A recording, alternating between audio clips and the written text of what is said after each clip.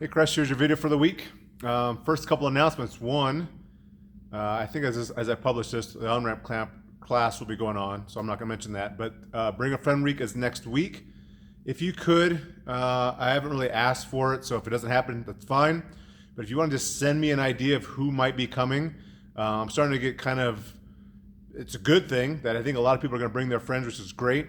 I'm just worried that we might have a lot of folks showing up to classes. I just kind of want to give the coaches a heads up that, hey, Allie's bringing a friend to 6 a.m., so just be aware that if 6 a.m. is full, you might have more people, or Cassie, or somebody's bringing friends to the various classes. One of the more popular questions I've got is, does your friend need to attend class with you? No. Just make sure I'm aware that they're your friend. So I know a lot of the 5 a.m. folks might have friends that are coming, but the friends don't want to get up at 5 in the morning, which, I mean, you can't blame them, right? So maybe the friends come to the later classes. Maybe they're coming to an 11:30 class or a 4:30 class or a 6:30 class, whatever. That's fine. They do not need to come with you. If you want to just send them in and say, hey, when they come in, hey, Travis, I'm Kenta's friend, blah, blah, blah, just so I'm aware. That's all that's needed. So hopefully a lot of people come. Hopefully you can experience it. I'm going to go over the workouts here in a little bit and kind of talk about some of the modifications we can do.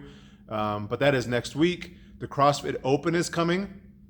The main thing we're going to do for fun this year, we'll do teams, and we're going to do like 8:30 and earlier is one team, classes that people usually come to those classes, and 11:30 and later is another team. We're going to have some team captains, but the main thing I'm going to do is I'm going to have a bingo card. The bingo card is going to have a lot of stuff is open related.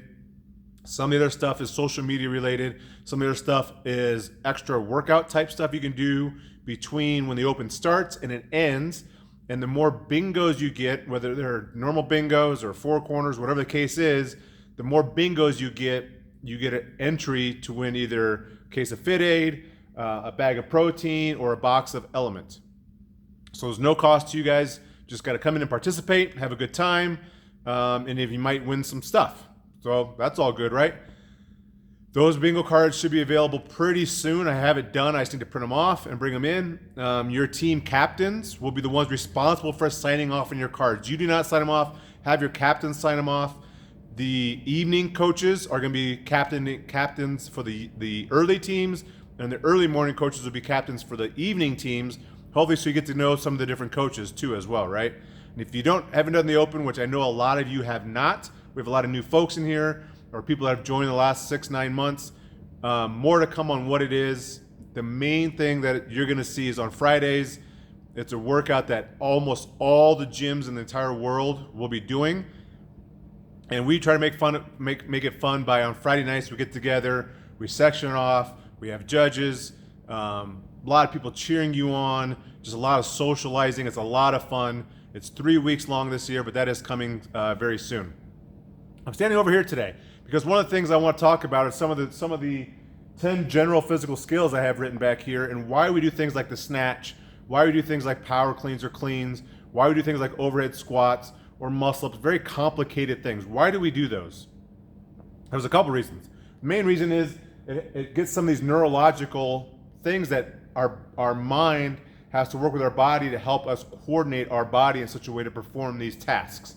So stuff like accuracy, stuff like coordination, agility, those things in particular, when we work our body in a way that our body's not used to moving, that's just good for our body. So it's hard to snatch. I know snatching is complicated. I know overhead squats are complicated. I know muscle ups are very, very complicated. But if we can get our body to move in these neurological patterns, move these ways, we're going to be better humans because of it. We'll be able to move better as humans because of it. So if we do these complicated things, if you have friends coming to Bring a Friend Week and they're worried about being complicated, and that's why they don't want to come, is because it's going to be complicated, that's not really a good reason, right? We should do complicated things, whether that's learning a new thing in school, whether that's learning how to ski, whether that's learning CrossFit. If we learn how to move our bodies in a way, we're working our minds and helping our minds coordinate our body, which is better for our just general health. And the longer we can stay our mind tied to our body, moving our body right and better, the healthier we will be. So if you have friends come in and they're worried about some of the complicated stuff, sure, it's complicated. But most people don't learn to ski, the blacks, their first day skiing, right? And if you have a 30 or 40-year-old friend and they don't want to learn something, come to CrossFit because it's complicated, what would they say if they said, "Hey, I want to go mountain bike riding today. I've never done that before, but that sounds like fun. I'm going to go do that." This sounds pretty complicated, right? Riding a mountain bike down a. I guess my point is that hopefully it's not something that keeps them from coming. Hopefully there's a good reason why we do it, and also obviously the understanding of the first time you go ski, you're not going to pick it up right away. The first time you do CrossFit, you're not going to pick up snatch right away. It takes time to learn, and we will dial it back and help them learn and building blocks to get there. But that is why we do stuff like the snatch, the clean, like I said, muscle ups, the more complicated movements we do, handstands. Handstands actually have a good way for your inner ear balance, your vestibular balance, keeping that inner ear balance. If you go upside down, upside, right side up, and kind of move, somersaults, forward rolls, handstands, the GHDs kind of provide that too. The more you work that inner ear balance, the better you are. You're not going to fall over. That's why we do that stuff too. But there's more in that. So that's why the 10 general physical skills, maybe not all of them are necessarily physical, but they will help you perform physical tasks. So that's why we do this stuff. So that's kind of a long intro to the video. Let's talk about the workouts now and kind of talk about some of the stuff that's going to be coming next week. So if your friends have questions, maybe you can answer them for them. On Monday, we're going to do the CrossFit Total. But we're going to do it a little different. You're going to have 20 minutes and 20 minutes only to find your max strict press, your max back squat, and your max deadlift. 20 minutes only from the time that you start loading the bar to the clock ends. So you have to coordinate that time appropriately. Obviously, if we can share bars as much as possible, because if we have a bunch of people doing different things, it'll be rough. For your friends that are coming, obviously we'll scale the weight. This would be a great time for the coaches to work with those people and work on proper deadlift technique, proper back squat technique, and proper press technique. This is a good time to work on this stuff. Really lightweight for them, or maybe no weight, and just working on that technique in that form. On Tuesday, we're gonna do some clean and jerks. Building, actual clean and a jerk. So we're gonna actually spend some time reviewing the split jerk as a class. And again, as